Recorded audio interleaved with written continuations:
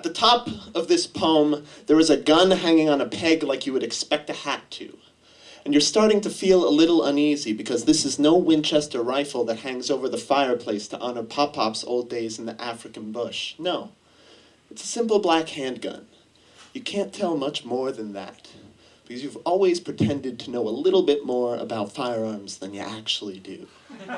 When in fact, you're a little afraid to find out what makes some guns better than others.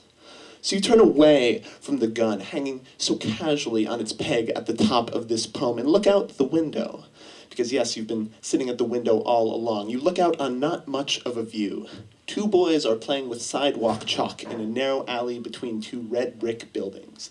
They are coloring something in. They've done the outline already. One of them is filling the legs in purple and the other is filling the chest in red, and it's a person. It's a person. You look around for police tape or a fallen body that wouldn't color outside the lines, but there's nothing. And then it's finished.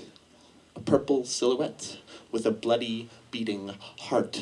And now, one of the boys lays down next to it, and his friend, because they must be friends, chalks a purple outline around him, and it all starts again.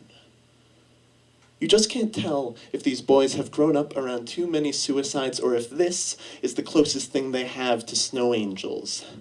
And you just can't tell if they're smiling, and you're not quite sure which you'd prefer. So you turn back to the gun hanging on its peg at the top of this poem. You are looking for answers, but it doesn't take questions, it just hangs there, like a hat.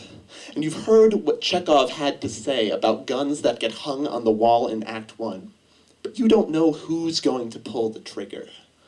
So you sit there, waiting alone, and hoping it isn't you.